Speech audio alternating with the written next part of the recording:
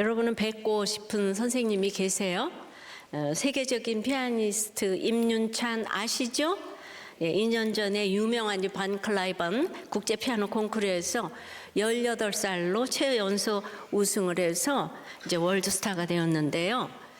그에게 가장 존경하는 사람이 누구냐고 물어보니까 조금도 주저하지 않고 자기 스승 손민수 교수를 꼽더라고요.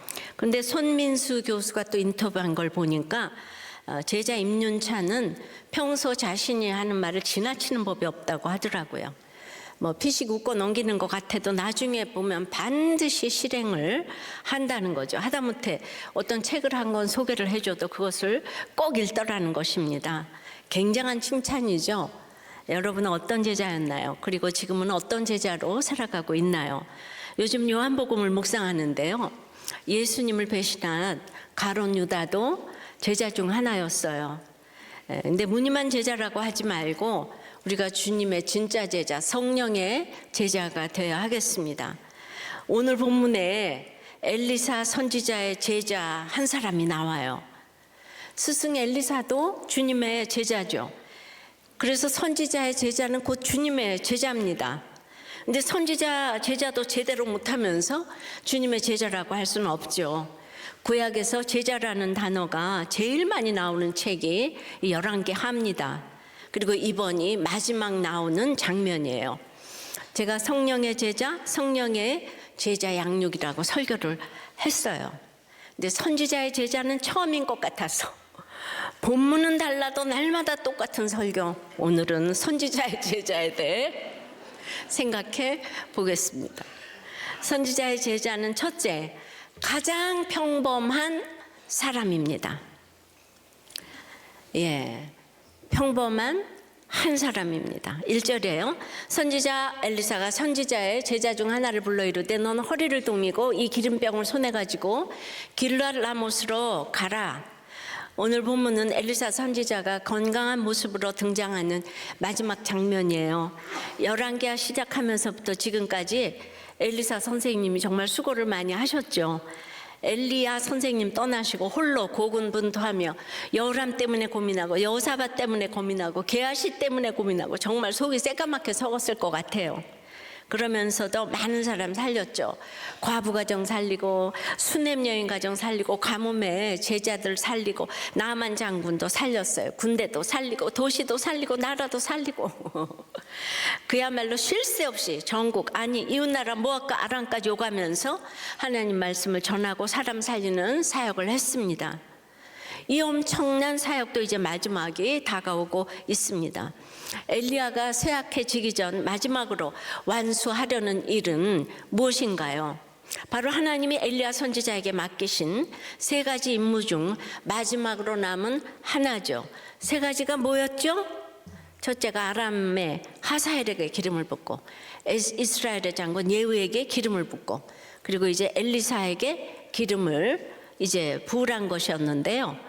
그 3번인 엘리사만 기름 붓고 2개가 유업으로 남았는데 지난번에 첫 번째 임무를 수행하러 이제 아람의 다메섹에 가서 그 하사엘을 쏘아보며 통곡하고 기름을 부었다고 했어요.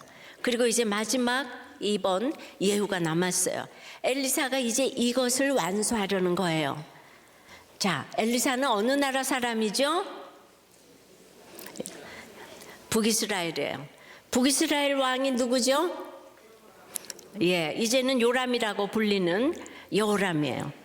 남유다의 여호람 왕은 이미 죽었어요. 북이스라엘의 여호람인 요람은 아직 병중에 살아있어요. 지난주일 본문이었죠. 그런데 그럼 이제 엘리사가 뭘 해야 하나요? 예후라는 장군에게 기름을 부어서 왕으로 세워야 하는데요. 예후는 요람의 아들이나 형제가 아니에요. 그냥 장수예요. 그러면 이건 뭐예요? 반역이잖아요.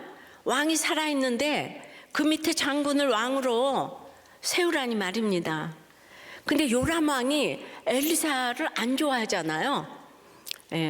그런데 이 반역을 주도하다니 이거 요람 왕이 알면은 이거 완전히 살려둘 수 없는 일이죠. 그래서 엘리사는 예후에게 직접 가지 않아요. 저 멀리 있는 이방 아람의 다메섹에는 직접 갔어요. 그런데 같은 나라에 살고 있는 예후에겐 직접 안 가요. 왜죠? 이거는 비밀리에 해야 하는 일이기 때문이죠. 또 신속하게 행해야 하는 일이기도 해요. 왜냐하면 노구의 엘리사는 빨리 가기가 어렵거든요. 그런데 여러분이 또 이러는 거예요. 아니, 하나님 명령인데 왜 몰래 해요? 떳떳하게 해야지. 이러면 또 안 되는 거예요. 하나님이 지켜줄 건데 왜 눈치를 보지? 이게 다 인본적인 생각이에요. 자, 믿음은 상식을 넘어서면 안 돼요. 그런데 믿음은 또 초월적인 거예요. 그래서 어려워요. 구원을 위해 십자가의 지혜와 타이밍이 상황마다 분별이 필요한 것이죠. 이 일이 무슨 정치개혁이 아니거든요.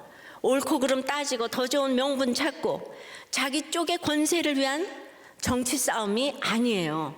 이 일은요, 아합의 집을 심판하시려는 이스라엘 최고의 악한 왕 아합의 집을 심판하시려는 하나님의 일이에요.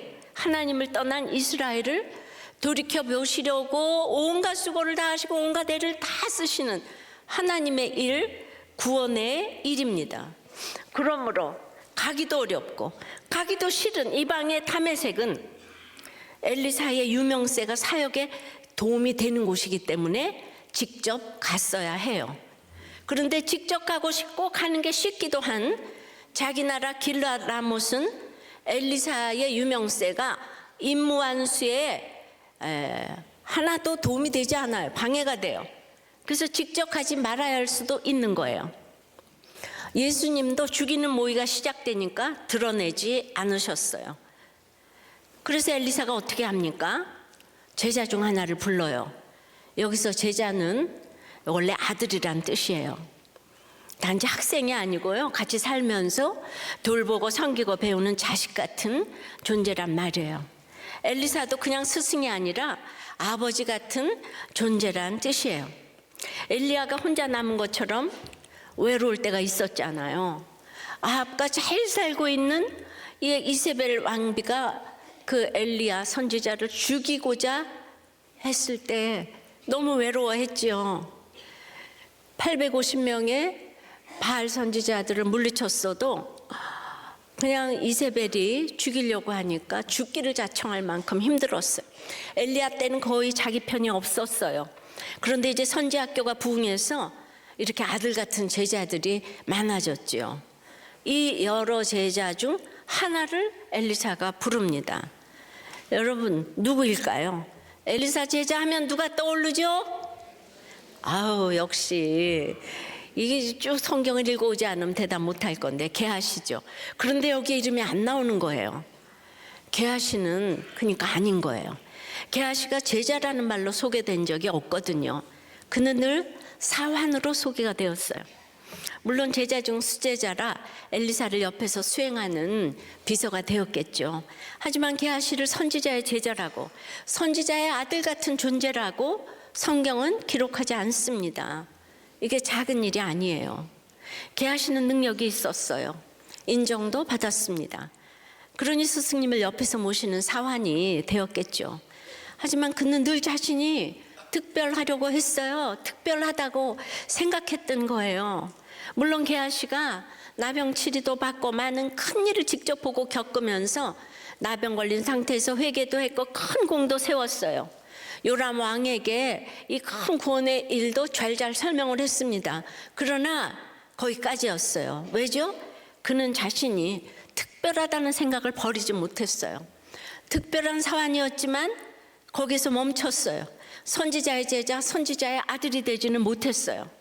나는 원 오브 댐이 아니다. 나는 그들과 다르다. 나는 나다. 이게 게하시의 태도였어요. 그러면 누가 선지자의 제자, 선지자의 아들입니까? 여러 제자들 중 하나로 그냥 있는 사람이에요. 늘 그 자리에서 자신이 있어야 할 자리에 묵묵히 있는 사람이에요. 자식이 뭡니까? 왜 자식이 귀해요? 그냥 그 자식은 자식으로 있는 것만으로도, 그 존재만으로도 귀한 것 아닙니까? 첫째, 둘째, 셋째 부모 입장에서 차별이 어디 있겠어요? 그렇죠? 아닌가요? 차별이 있으면 문제 부모죠. 믿음이 없어서 우리가 차별할 수는 있어요. 그래도 세상에서 내 새끼는 그냥 모두 다 귀하다고 여기는 본능적으로 그건 있지 않아요? 첫째, 둘째, 셋째 그 자리에 있는 것만으로도 그냥 그렇게 귀하죠. 근데 세 자녀 중 하나로 살아가고 있다는 것만으로도 다 된 거예요. 그런데 더 특별하려고 자녀 중에 싸우고 무시하고 질투하고 그러면 이렇게 속상한 거죠. 그러니까 한번 생각해 보세요. 나의 차별당함이 또 혹은 차별함이 객관적인지 주관적인지 한번 생각해 보세요. 청년국의 한 청년이 초등학교 6학년 때 따돌림 당한 것 때문에 10번째 음독했다는 소식을 들었어요. 이 아이는 9년 만에 낳은 아이니까 얼마나 귀하겠어요. 그래서 이 야망이 발동을 해서 이 믿지 않는 시댁에 보일 것이 있게 해달라고 그렇게 기도를 했는데 기대가 너무 커서 아이가 원하는 사랑이 아니라 이 부모가 원하는 사랑을 했다고 이 부모님은 회개하십니다. 집 참 평범한 집인데 이 가정이 이 아이로 인해 지금 칼날류의 물방울 같은 훈련을 받고 있어요. 근데 이 아이가 차별당한다고 끝없이 생각하는 게 이제 문제인데 그러면 어떻게 이걸 해석해야 되나요? 이 아이로 인해 이 가정이 하나님이 상급이 되는 거룩한 가정이 돼가고 있는 거예요.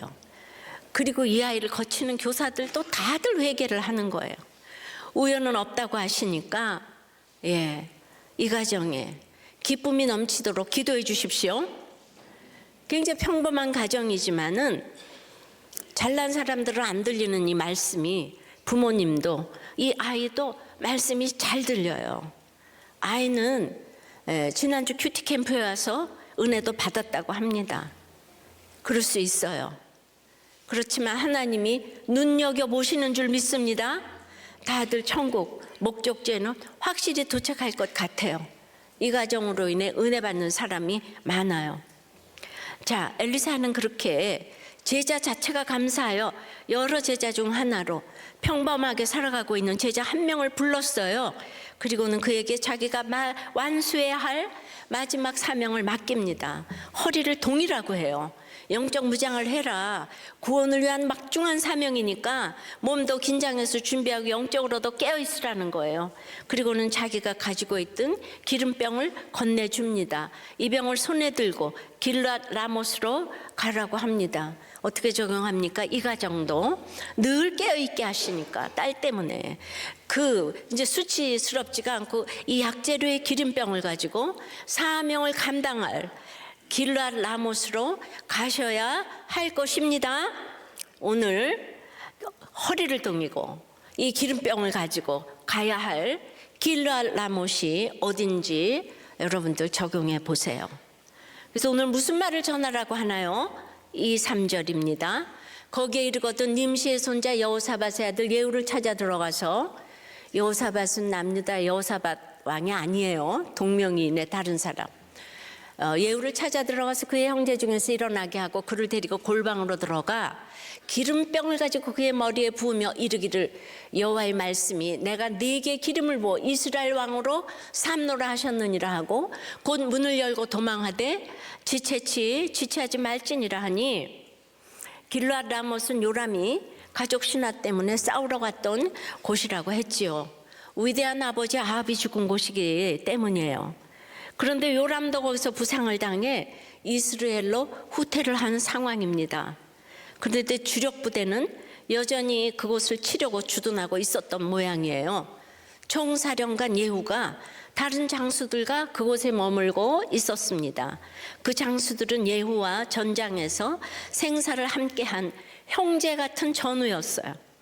엘리사는 무명의 제자 한 명을 예후에게 보내며 그를 데리고 골방으로 들어가서 머리에 기름을 부으라고 해요. 그리고는 너를 이스라엘 왕으로 삼는다는 여호와의 말씀을 전하라고 합니다. 그리고 그 다음이 참 중요한데 문 열고 도망가래요. 돌아오라는 거죠. 그러니까 기름을 부어 예후를 왕으로 삼는 것이 목적이니까 그렇게 했으면 그 다음 생각하지 말고 딱 돌아오라는 거예요. 이게 굉장히 간단한 것 같지만 사실 아주 위험한 일이죠. 전쟁 중에 군대 장관들이 다 모여 있는 가운데 청년 하나가 와가지고 갑자기 머리에 기름을 붓고 네가 왕이다 말하면 이거를 고지 들을 사람이 어디 있겠습니까? 반역을 하며 북이스라엘의 요람을 제압한다고 하여도 누가 남아있어요? 남유다의 아하시아와 남유다 본국의 왕족들이 남아있을 거 아니겠습니까? 두 국가가 혈연으로 뭉쳐있는 가운데 반역을 한다는 것은 두 나라 왕족과의 싸움이에요. 여러분, 남북이 이렇게 연합을 해도 가치관이 안 맞으면은 연합을 해도 반역밖에 일어날 게 없네요. 제정신인 사람이라면 너를 왕으로 임명한다는 소리를 들었을 때, 아니 이스라엘의 장군인데 이건 요람 왕에 대한 충성을 보이기 위해서 그 말을 전하는 사람을 완전히 매질을 하고 감옥에 가두고 배우가 누구야? 고문을 가할 수 있지 않겠어요? 정상적인 생각이라면. 그러니까 이 한 제자와 엘리사는 이제 죽을 수도 있는 거예요. 아니 100% 죽겠다고 생각하죠. 그러니까 이런데 게하시는 안 가지요. 그런데 엘리사는 이런 어마어마한 일을 여러 제자 중 아무나 한 명을 불러서 시킨 거예요. 이 제자가 특별했다면 이름이라도 나왔겠는데요. 특별하니까 게하시는 이름이 나오잖아요, 계속. 그러나 그는 그저 선지자의 제자 중 하나예요. 원 오브 댐이에요. 여럿 중 하나예요. 가장 평범한 한 사람이에요. 하지만 이렇게 가장 평범한 한 사람이 엘리사의 마지막 사명을 맡아 완수하는 가장 비범한 인생이 되는 거죠. 왜죠? 평범한 자기 자리를 원 오브 댐이 되어서 여전한 방식으로 비비고 닦고 문지르면서 살고 있을 때 하나님이 불러주시기 때문입니다. 하나님의 부르심이 가장 평범한 인생을 가장 비범한 인생이 되게 합니다. 그 평범한 인생이 뭐죠? 다들 아픈 아이 부모로 살 때, 내가 질병으로 아플 때, 망해서 돈이 없을 때, 인간관계로 힘들 때, 이때 잘 살면은 하나님이 불러주세요. 이게 평범한 중에 불러주시는 인생이에요. 자꾸 환경이 변하기를 원하지만은, 근데 일이 굉장히 위험한 만큼 대가도 크게 기대할 수 있는 일이에요. 예후를 왕으로 세운 선지자가 되는 일이잖아요. 그러면 새 임금으로부터 큰 선물을 기대할 수도 있지 않겠습니까? 그러니까 한편으로는 유혹이 또 있는 일이에요. 그래서 빨리 도망해야 돼요. 그래서 이 일은 위험하기도 하고 유혹이 있기도 하고 아주 어려운 일이에요. 아무나 할 수 있는 일이 아니에요. 근데 우리가 특별해지려고 하다가 다 무너져요.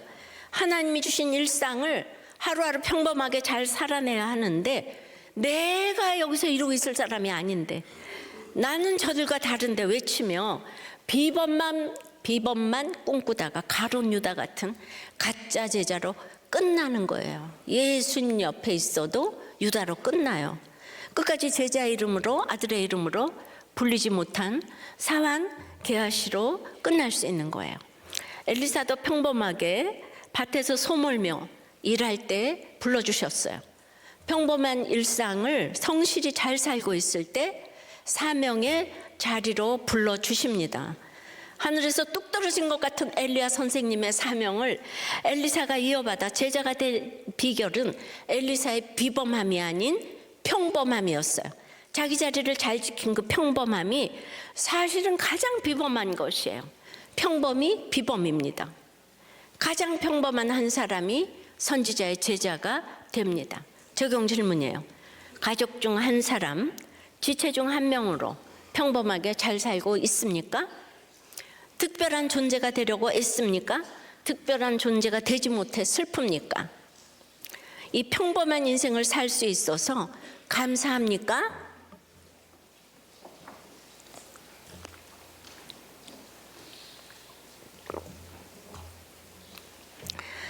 자, 불신 결혼을 할 뻔했는데 우리들 교회 이 아울리치에서 남편을 만나 이제 믿음의 신결혼을 했어요. 제가 무슨 복이 많아 신결혼을 했는지 고백하지 않을 수 없습니다. 같은 믿음의 공동체 내에서 남편과 대화가 통하는 게 너무 감사합니다. 목장 예배 때마다 불신결혼의 결과로 치열하게 싸우는 부부들의 모습을 보며 신결혼의 감사와 은혜를 많이 받았습니다. 우리는 교제를 시작하고 10개월 만에 결혼했는데 공동체에서 자기 고백을 하는 남편의 진솔한 모습이 너무 멋있었습니다. 그래서 이 남편을 쟁취하느라고 너무 힘들었습니다. 너무 평범한 한 사람, 평범하게 교회 잘 나오고 목장 잘 나가면, 여러분 이 얘기를 하면 천연기념물 같은 소리라고 하겠습니까? 믿는 사람이 어디 있다고 자꾸 믿음의 결혼을 하라고 그러냐. 예, 아까 교회를 나가도 가치관이 다르면 안 된다 그랬잖아요. 예, 믿는 사람이 너무 희귀해요. 우리들 교회 와서 아이도 빨리 낳아야 되는데 결혼도 해야 되는데, 그러니까 데려다가 세례받게 하고 목장에 나오게 하고 띵크 양육까지 받게 하면 불신 딱지를 떼어주겠어요. 그러니까 이제 결혼하기 전에가 가장 사랑할 때잖아요. 예, 사랑하면 그것까지는 할 수 있어야 돼요. 예, 그래서 그것도 안 하겠다 그러면 그거는 그냥 딱 자르셔야 돼요. 예. 결혼하고 나면 양육 안 받아. 예, 목장도 안 나와, 교회도 안 나와. 결혼 전에 해야 돼, 반드시 결혼 전. 그래서 불신 딱지는 띄고 우리도 교회 DNA가 이렇게 퍼져나갈 줄 믿습니다. 자, 선지자의 제자는 첫째 뭐라고 그랬죠? 가장 평범한 한 사람이에요. 둘째는 절대 순종합니다. 4절에요. 그 청년, 곧 그 선지자의 청년이 길라 라못으로 가니라. 그 청년, 곧 그 선지자의 청년. 청년이 두 번이나 나오잖아요. 근데 청년은 사실 사환이라고 번역한 단어와 같은데, 사환이라 그러면 우린 게하시가 생각나잖아요. 근데 여기서는 제자 중 한 사람을 불러서 보낸 거니까 사환이 아니죠. 말 그대로 결혼하지 않은 젊은 제자 한 명이라는 뜻이에요. 만일 이 사람이 게하시였다면, 아니 왜 제가 갑니까? 어떻게 찾습니까? 잡히면 어쩝니까? 말이 많지 않았겠어요. 예. 근데 여러 제자 중 한 사람, 무명의 청년이니까 여러분 진짜 정말 대단한 제자예요. 선생님 말씀에 어떤 토도 달지 않아요. 그냥 순종합니다. 가라고 하니까 그냥 가는 거예요. 이게 절대 순종이에요. 5절입니다. 그가 이르러 보니 군대 장관들이 앉아있는지라 소년이 이르되 장관이여 내가 당신에게 할 말이 있나이다. 예후가 이르되 우리 모든 사람 중에 누구에게 말하려느냐 하니 장관이여 당신에게니이다 하는지라. 길라라못 진영에 이제 도착을 했어요. 장군들이 쫙 앉아 있습니다. 부하들이 멈춰 세웠겠죠. 소리를 지른 것 같아요. 장군님께 드릴 말씀이 있다. 병사들이 붙잡고 막 말리지 않았겠어요? 근데 청년 제자는 아랑곳하지 않아요. 왜? 완수해야 할 임무가 있거든요. 예, 하나님의 말씀은 살아있고 운동력이 있기 때문에 사람이 막지 못해요. 예, 그래서 더 크게 외쳤어요. 예후가 대답을 하지 않을 수 없을 만큼 계속해서 외쳤습니다. 이 제자는 선지자 스승님 말씀대로 실행하는 것이 제일 중요해요. 스승님 말씀이 하나님 말씀이니까 말씀보다 더 살아있는 것이 없거든요. 그렇지만은 이건 독재는 아니에요. 믿음은 상식이 있다고 그랬죠. 그런데 또 초월적인 게 있다고 그랬어요. 구원받지 못한 사람이 이 말을 못 알아들어. 그래서 맨날 말씀이 안 들리는 거예요. 그래도 들으라고 또 말하는 거예요, 오늘. 예. 본문은 다르나 날마다 똑같은 설교. 예. 그렇기 때문에 이 말씀을 전해야 되니까 체면이나 부끄러움이나 심지어 위험도 개의치 않아요. 이상한 사람, 미친 사람 취급당하는 것도 마다하지 않아요. 왜죠? 선생님이 부탁하신 사명이 제일 중요하기 때문이죠. 그것이 무엇이든 말입니다. 어떤 것도 말씀에 순종하는 것보다 우선인 것이 없다는 확고한 결단이 있기 때문이에요. 이게 진짜 제자예요. 선생님 가르침대로 하는 사람이죠. 내 앞에서는 듣는 척하고 좋아하고 존경하는 척하다가 돌아서면 자기 멋대로 하는 사람은 제자가 아니에요. 자기가 주인이고 자기가 선생이에요. 결국 자기 생각이 정답인 사람이죠. 제자가 되지 못하는 거예요. 최고의 제자는 배울 수 있는, 배울 줄 아는 제자예요. 배우고 싶어 하는 제자예요. 배우려면 내가 모른다는 것을 인정해야 해요. 내가 안다고 생각하면 배우기가 어렵습니다. 배울 줄 아는 것은 곧 들을 줄 아는 거예요. 다른 사람 말을 들을 줄 아는 만큼 배웁니다. 많이 아는 똑똑한 제자도 좋지만요, 가장 훌륭한 제자는 이미 많이 아는 제자가 아니라 잘 듣는 제자, 잘 배우는 제자입니다. 그런데 진짜 배움은 아는 데서 끝나는 게 아니에요.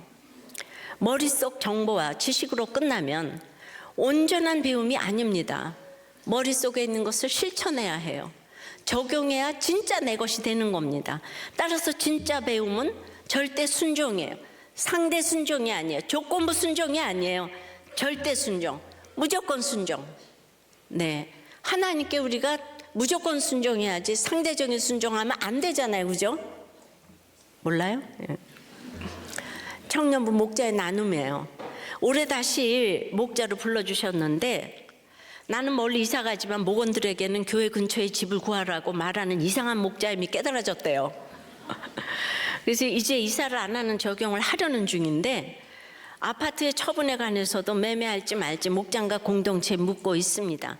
내 고난이 내 죄보다 작다는 말씀처럼 예상되는 금전적 손해가 돈 우상에 노예된 삶을 살았던 죄보다 작다는 생각이 들어요.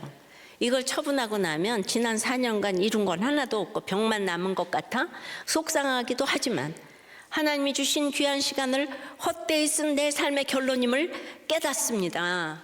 청년부에서 산전수전 다 겪고 이렇게 회개를 하고, 그리고 아무것도 없이 만나도 믿음으로 만나니까 보금자리 주택도 당첨되고, 20년 동안 이혼을 안 했잖아요. 이혼을.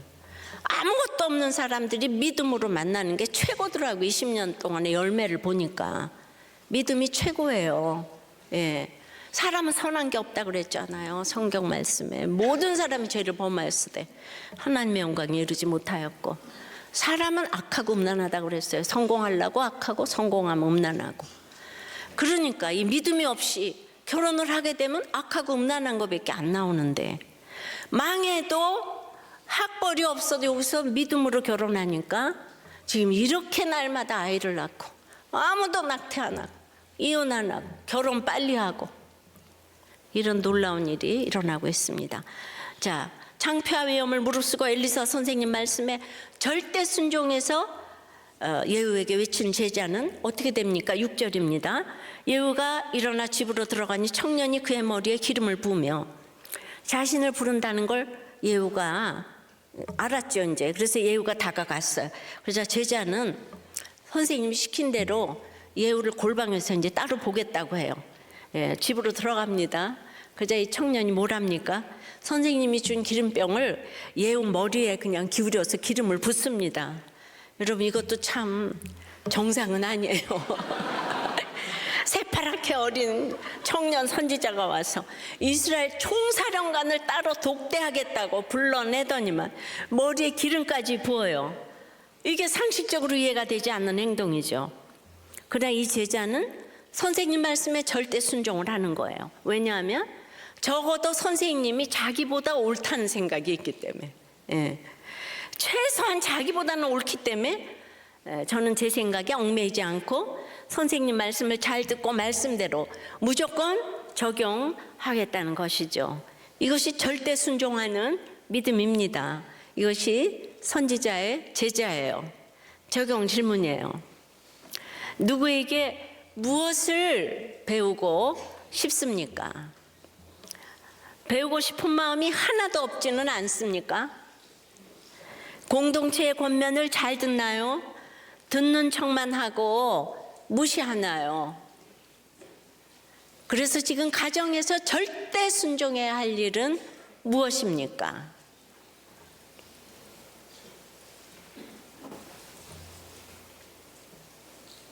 네, 또 한 나눔이에요. 저는 골수라고, 우리는 이렇게 적용을 해야 하고 또 늘 배우려고 하잖아요. 골수라고 할 만큼 진보적 성향이 강한데요. 예. 근데 이제는 하나님을 믿고 따르는 것만 선이라는 생각이 이제 들었답니다. 성령님이 제 마음을 움직이셨는지 그런 생각이 들었대요.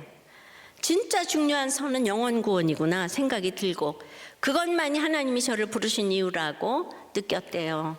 그래서 비판하던 나 자신에게 회개가 되고 내려놓게 되었답니다. 그래서 이제 정치 유튜브 보던 것들도 많이 정리했고 조금 더 말씀에 집중하기 위해서 즐기던 것들을 잘라내는 적용을 했다고 해요. 요즘 요한복음에 큐티 하는데 사두개인도 바리새인도, 그러니까 그때로 보면 보수 진보인 거겠죠, 그죠? 전부 다 예수 죽이는 모의를 시작하는 거예요. 그러니까 사두개파 바리새파 말고 예수의 길이 있다고 그랬잖아요. 예수의 길. 자, 목장에서 남편과 아내가 이혼하려고 서로 옳다고 해요. 근데 서로 옳다고 하는데 거기서 어떻게 답이 나오겠어요? 이혼이 답인데. 근데 이 부부를 위해 목자가 무릎을 꿇고 아내에게 빌고 남편에게 빌고 그러니까 목원들이 다 무릎을 꿇으니까 그 이혼이 막아졌잖아요. 이것이 예수의 길인 줄 믿습니다.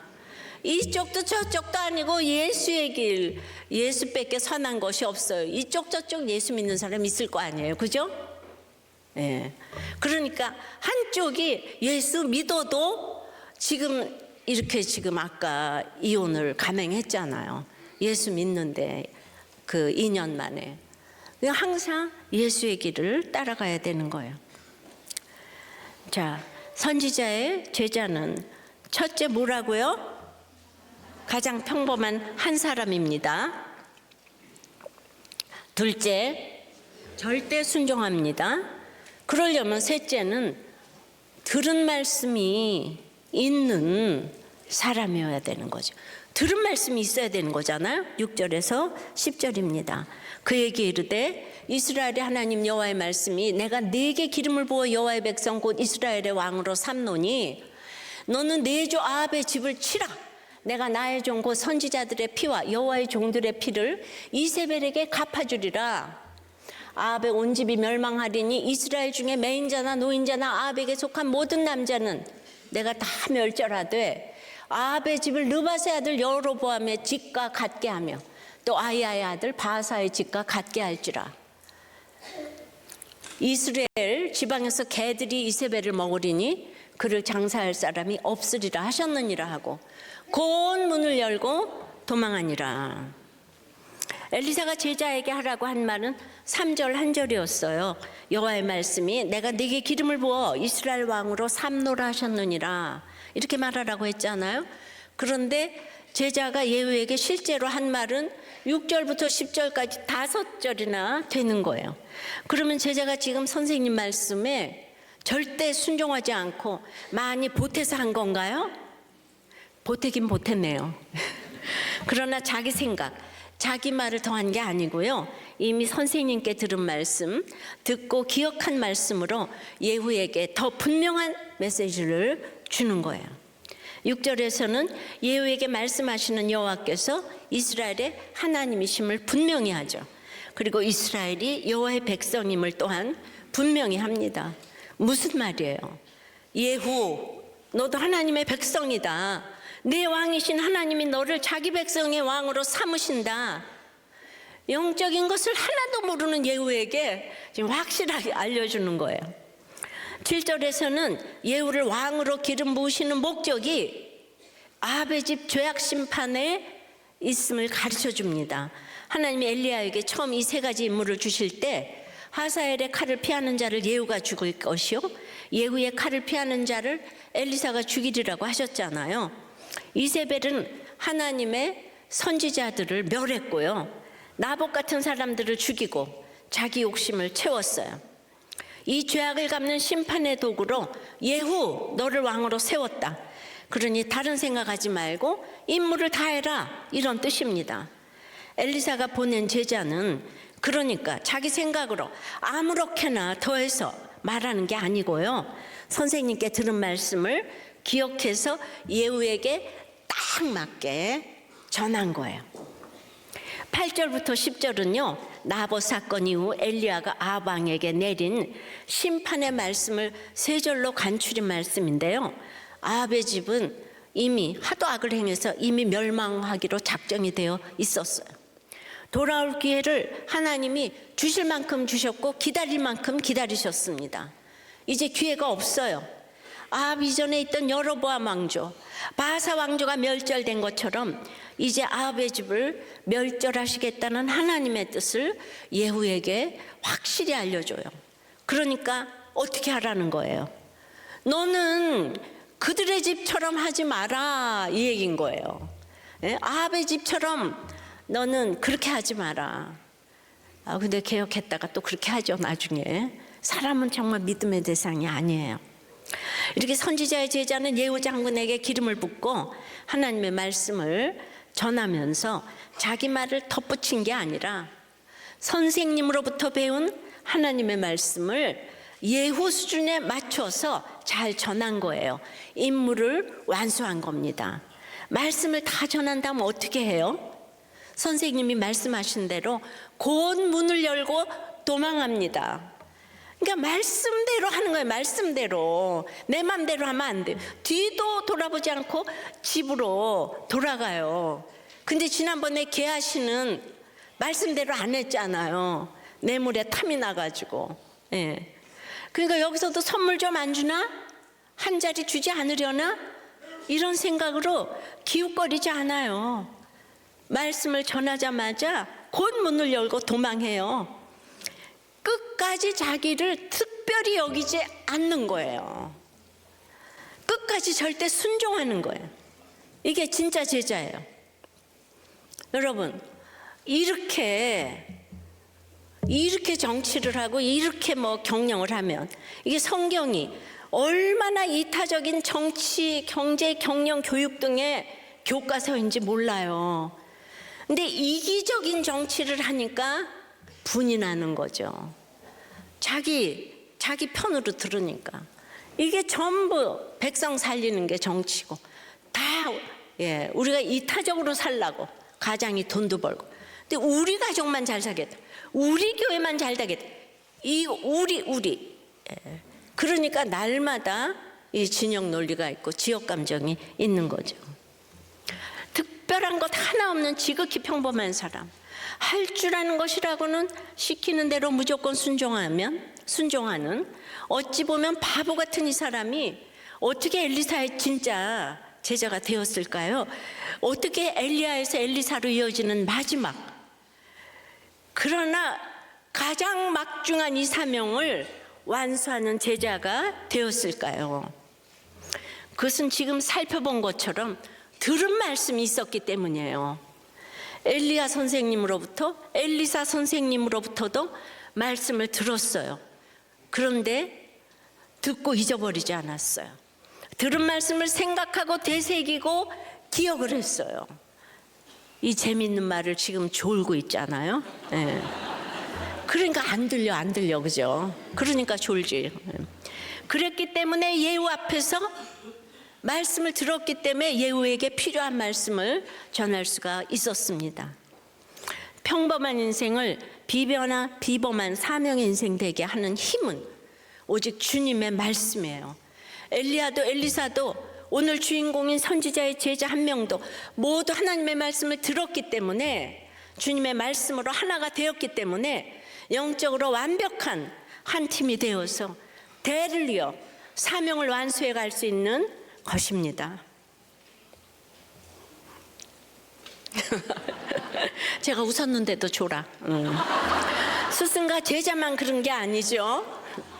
교회도 진짜 교회로 존재하려면 말씀으로 하나가 돼야, 한 몸이 되어야 합니다. 가정도 그렇습니다. 피가 아무리 진하다고 해도 말씀이 없으면 사람이 다 이기적이에요. 부부가 하나가 될 수가 없어요. 인간은 그냥 100% 이기적이에요. 절대로 하나가 되지 못해요. 이 조그만 나라에서 이혼율이 1위고 자살률이 1위. 전부 자기가 옳기 때문에. 감정 때문에 아니고 돈 때문에 싸우고 가족 신화 때문에 갈라지고 좌건 우건 우리로부터는 선한 것이 하나도 나올 수가 없어요. 위로부터 내려주시는 하나님의 말씀을 들어야 그 말씀으로 부부가 하나가 되고 가정이 하나가 될 수가 있는 거예요. 그래야 구원의 사명으로 나아가는 진짜 가정이 되는 것입니다. 무명의 제자 한 사람이 엘리야도 엘리사도 직접 하지 못했던 엄청난 일을 완수했어요. 가장 평범한 사람이 평범한 삶을 겸손하게 잘 살았던 것이고요. 그랬기 때문에 절대 순종을 할 수 있었어요.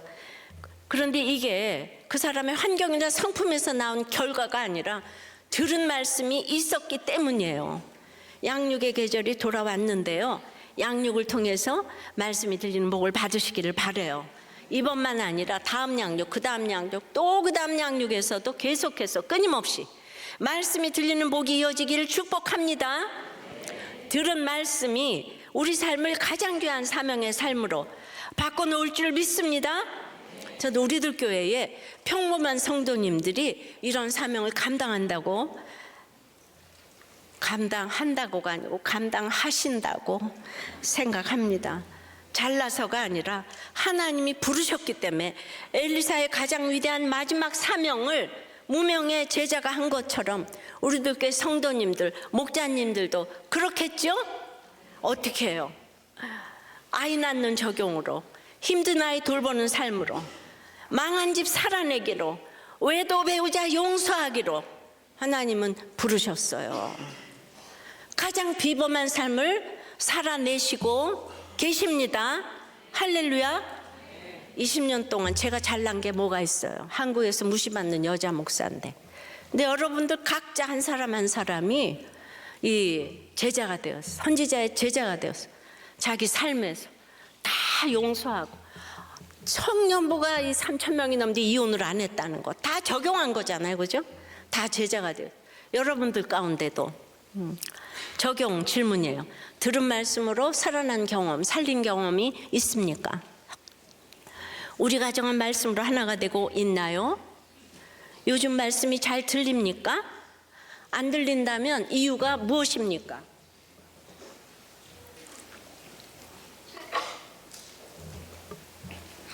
한 목자님이 지금도 CEO인데 아주 그냥 더 큰 세계적 글로벌 기업 CEO 면접에서요, 이제 화상으로 모든 외국의 CEO도 다 들어와서 다각도로 면접을 보는데 이런 질문을 했대요. 회사에서 가장 하고 놀랄 때는 언제인가? 질문을 했는데 이분이 교회에서 들은 말씀이 있으니까 문제가 보이면 놀라서 문제가 아니고 문제가 안 보이면 문제다. 이걸 영어로 쫙 했대요. 그러니까 문제를 알면 문제가 아니고 문제를 모르면 문제다, 이 얘기인 거죠. 우린 날마다 들었던 말이잖아요. 그랬더니 그냥 그 외국의 그냥 그 높은 CEO 면접까지 놀라면서 받아 적더라는 거예요, 그거를. 그리고 압도적인 점수로 그 CEO에 합격을 했다는 거 아니겠습니까? 그 이 면접을 위해서 평소에도 듣지만 지난주는 설교를 그냥 15번을 들었다는 거예요. 이런 마음이 말할 것을 그때 생각나게 해주시는 거죠. 이분에게 맡겨진 일이 교회에서도 너무너무 많아요. 그런데 늘 교회에서 들은 말 가지고 회사에 가서 쓰면은 다들 칭송을 한다는 거예요. 그러니까 평범한 일을 잘 감당하니까 이렇게 자꾸 올라가네요. 여러분들도 그 늘 교회에서 들은 말로 회사 가서 좀 잘 써먹고 승진 좀 하세요. 졸지 좀 말고. 예.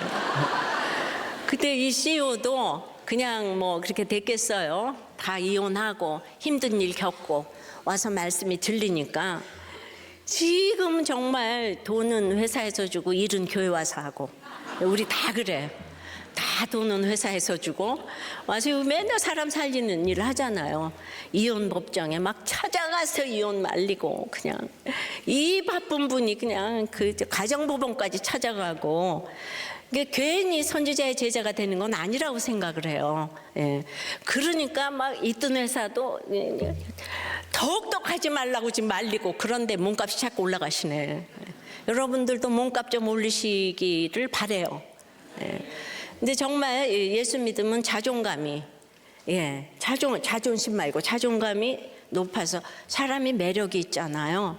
예. 근데 이때 할 말을, 이게 창조적인 말이니까 다 놀라는 거예요. 우리 날마다 이렇게 듣는 얘기인데,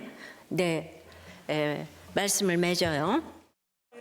오늘 이렇게 선지자의 제자가 평범한 사람이라는 것을 깨닫게 하신 주님께 감사하여서 저희들의 신앙 고백으로 드린 이 헌금을 흠양하여 주시옵시고, 내 하나님께 드릴 것만 있고 이웃에게 줄 것만 인생이 되도록 하나님께서 하늘문을 여시고 아버지님 쌓을 곳이 없도록 축복하여 주시옵시고, 이 평범 속의 비범으로 회사와 사업과 공부와 프로젝트와 아이디어 위에 주여 기름을 철철 부어 주시옵소서. 예수 그리스도 이름으로 기도드리옵나이다. 아멘.